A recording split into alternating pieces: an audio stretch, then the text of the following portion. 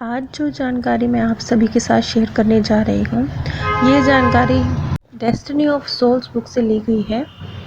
Doctor Newton ने जो लगभग 40,000 लोगों पर ये रिसर्च की है, उसके आधार पर ये जानकारी हमारे लिए मुहैया कराई गई है। यहाँ मैं आप सभी के साथ आत्मिक लाइब्रेरी का जिक्र कर रही हूँ। आत्मिक लाइब्रेरी एक ऐसा स्थान है जहाँ पर हर व्यक्ति की इस जीवन में, इस दुनिया में जितने भी व्यक्ति हैं, हर व्यक्ति ने जो अपने अनेकों अनेक जन्म जिए हैं, आज भी जिन जन्मों के साथ वो है, आज भी जो जीवन वो जी रहा है, उन सभी में एक एक बात का रिकॉर्ड वहाँ दर्ज है। आपके कर्म, आपकी भावनाएं, आपके शब्द, हर ऊर्जा जो आपने क्रिएट करी है वो उन पुस्तकों में दर्ज है। आज उसी लाइब्रेरी की और उन्हीं पुस्तकों का विषय में बात की जा रही है। इस लाइब्रेरी को हम आकाशीय रिकॉर्ड के नाम से भी जानते हैं। हम अब तक समझ चुके हैं कि आत्मा अपने जो भी उसने कर्म किए हैं उसका एक मार्गदर्शक के साथ जब उसकी बातचीत होती है, उसके बाद वो अपने आत्मिक ग्रुप में शामिल होती है। और आत्मिक ग्रुप से मिलने के बाद जो सबसे पहला काम होता है वो होता है ये जो आकाशीय रिकॉर्ड है, ये जो आत्मिक लाइब्रेरी है, इसके बारे में जानना और अपने पिछले जन्म को और अनेकों अनेक जन्म जो हमने लिए हैं उनको समझना। अब जैसे कई लोगों के सवाल होते हैं कि जैसे हमारे स्वर्गीय प्रियजन थे तो उनके जीवन में ये घटित हुआ, ऐसे घटित हुआ, तो उनके मन में क्या विचार रहे होंगे मृत्यु के समय। तो एक बहुत सीधी सरल सी बात समझिए, आपसे कोई व्यक्ति अगर 100 रुपये छीन कर ले जाए तो आपको दुख लगेगा कि इस व्यक्ति ने मुझसे 100 रुपये छीन लिए। लेकिन आपको ये बात पता चल जाए कि आप ही ने इस व्यक्ति के 50 रुपये एक दिन इससे छीने थे, तो आज विद ब्याज आप उसे 100 रुपये आपने उसे देने थे, तो अभी भी स्थिति तो वही है, अभी भी आपकी जेब से 100 रुपये निकले हैं। लेकिन अब आपका दुख कितना हल्का हो जाएगा ना, आपको समझ आ जाएगा कि ये पैसे तो हकीकत में उसी व्यक्ति के थे, उसने छीने नहीं हैं बल्कि आप ही ने उसे देने थे। तो आपका दुख खत्म हो जाएगा, उस व्यक्ति के प्रति आपकी नाराज़गी खत्म हो जाएगी, गुस्सा खत्म हो जाएगा, 100 रुपये खोने का दुख खत्म हो जाएगा। बिल्कुल इसी तरह से जब एक आत्मा मृत्यु के बाद इस आत्मिक लाइब्रेरी में पहुंचती है और अपने जीवन पुस्तक को देखती है, जो भी उसने जन्मों जन्मांतर में और इस जन्म में भी कर्म किए हैं, जो भी विचारों के द्वारा, कर्म के द्वारा, बोल के द्वारा ऊर्जा का निर्माण किया है, तो उसे समझ में आ जाता है कि उसके जीवन में जो कुछ घटित हुआ क्यों हुआ, और उसने अपने लिए इस जीवन को चूज़ क्यों किया, उसे सब समझ आ जाता है। तो जब उसे ये चीज़ समझ आ जाती है तो दर्द का तो मतलब ही नहीं ना, वो तो समाप्ति हो गया।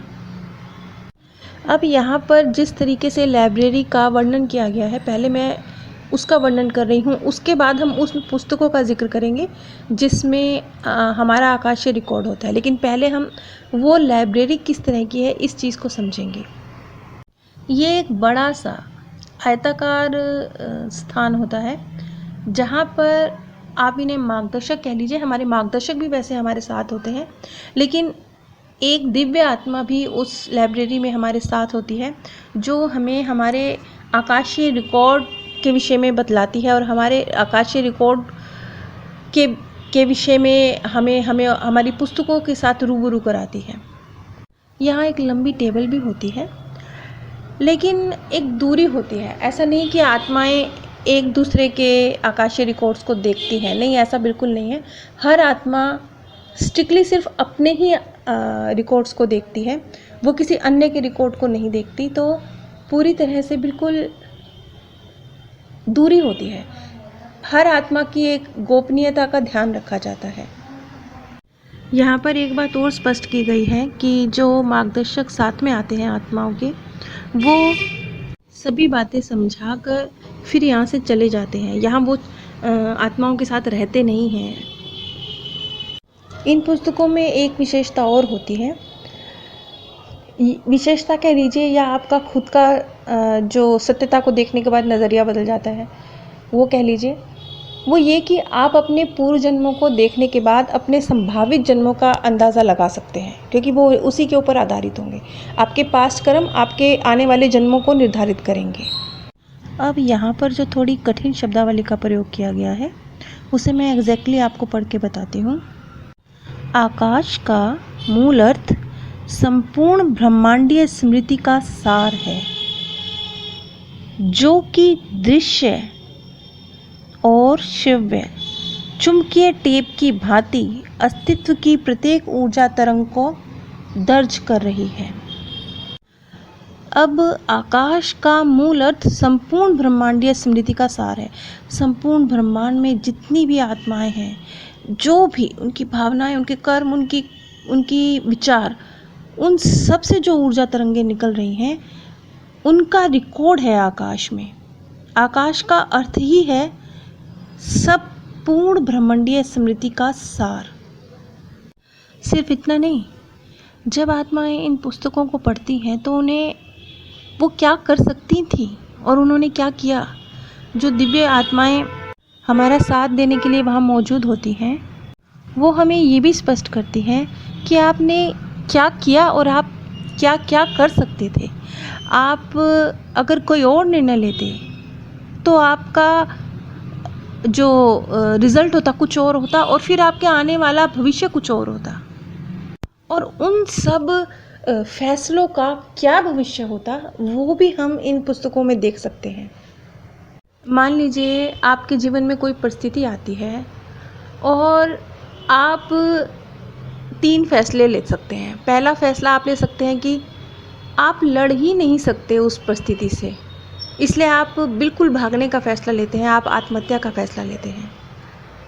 और एक दूसरी राह ये हो सकती है कि आप बस रोते पीटते रहते हैं, दूसरों को दोषी मानते रहते हैं और अपना समय अपनी हार को उसका मातम बनाने में व्यतीत करते रहते हैं। और एक तीसरा रास्ता ये हो सकता है कि आप अपनी हार से सीखते हैं, अपनी गलतियों को ठीक करते हैं और आगे बढ़ते हैं। अब मान लीजिए आप अपनी आकाशीय रिकॉर्ड में उस परिस्थिति को देख रहे हैं जिस परिस्थिति से हार कर आपने आत्महत्या कर ली, तो वहाँ आपको ये ऑप्शंस भी नज़र आएंगे कि अगर आप आत्महत्या ना करते, वो दिव्य आत्माएं भी आपको जानकारी देंगी कि अगर आप आत्महत्या ना करते, अगर आप रोते रहते और जीवन काटते रहते, तो आपका जीवन कैसा होता और आपका आने वाला जन्म कैसा होता। और अगर आप उस परिस्थिति से लड़ने का फैसला लेते और सब कुछ ठीक करके आगे बढ़ते, तो आपका जीवन कैसा होता और तो आपका आने वाला जन्म कैसा होता। इसी बात से समझ जाइए कि कितनी महत्वपूर्ण है ये आकाशीय रिकॉर्ड। इस कड़ी को मैं यहीं ख़त्म करती हूँ, लेकिन अगली कड़ी में भी हम इन्हीं पुस्तकों के विषय में ज़िक्र करेंगे और इसी लाइब्रेरी के विषय में ज़िक्र करेंगे। आप सभी से मेरी रिक्वेस्ट है कि नीचे डिस्क्रिप्शन बॉक्स में मैंने आप सभी के साथ अमेज़ॉन का लिंक शेयर किया है। अगर आप इस लिंक के माध्यम से कुछ भी परचेज़ करते हैं तो बिना कोई आर्थिक नुकसान उठाए भी आप इस ज्ञान के प्रसार में सहयोग दे सकते हैं। डिस्क्रिप्शन बॉक्स में ही मैंने अपने second channel path of happiness का लिंक भी दिया हुआ है, जहाँ पे बहुत सरल वीडियोस बनाई जाती हैं। मैनी लाइफ मैनी मास्टर्स की सीरीज़ वहाँ ख़त्म हो चुकी है। सेम सोल मैनी बॉडीज़ की सीरीज़ इस समय वहाँ चल रही है और वो भी ख़त्म होने वाली है। आप सभी से मेरी रिक्वेस्ट है कि आप सभी का एक एक कमेंट, एक एक लाइक बहुत महत्वपूर्ण है, इसलिए प्लीज़ आपको ये वीडियोस अच्छी लगती हैं या नहीं लगती हैं, कमेंट के माध्यम से, लाइक के माध्यम से ज़रूर बताइए। आप सभी पर परमात्म सौंदर्य, प्रेम और आनंद सदैव बरसता रहे। आप सभी दिव्य परम धाम में स्थान प्राप्त करें।